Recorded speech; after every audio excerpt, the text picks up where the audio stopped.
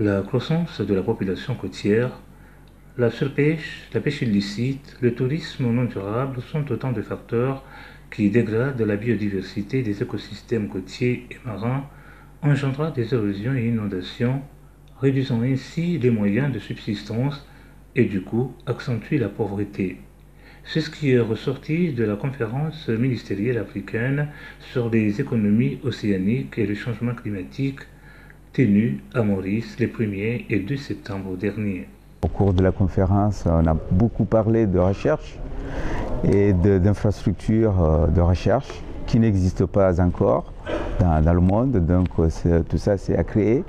Il y a des recherches à effectuer pour maîtriser le thème de l'économie bleue. Les Comores ne sont pas les seuls à faire des découvertes dans le domaine.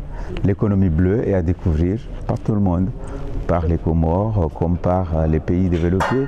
On a réussi à mettre le débat de l'océan au cœur du développement économique. On a rarement parlé de l'océan comme un facteur, comme un élément de développement économique. Mais pour parler de ça, on l'a mis aussi dans un cadre de changement climatique et dans le cadre d'un plan d'action. Parce que si on parle seulement des problèmes et on ne trouve pas les solutions, ce n'est pas une bonne façon de faire ce qu'on appelle du développement intelligent.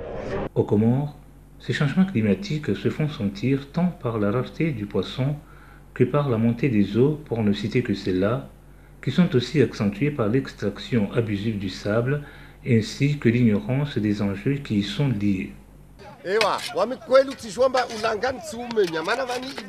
Je me rends compte que c'est vrai, je détruis l'environnement.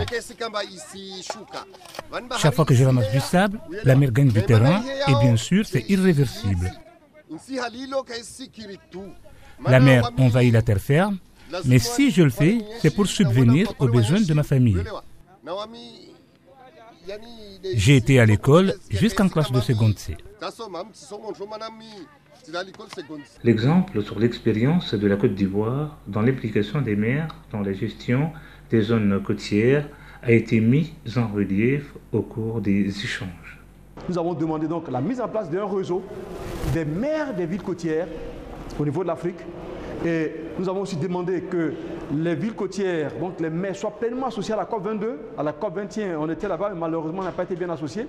Et qu'il y ait aussi la mise en place d'un véritable fonds pour soutenir l'effort des gouvernements. Aucun gouvernement n'est suffisamment préparé pour répondre. Quand vous avez écouté tous les différents participants à ce grand forum, il n'y a aucun État seul qui peut apporter une solution durable. Pour la Banque mondiale, c'est une volonté politique manifeste que les pays d'Afrique doivent afficher, mais aussi un appel à la COP22 qui se tiendra à Marrakech, où les chefs d'État et de gouvernement doivent poser la main sur la table et discuter de l'économie bleue.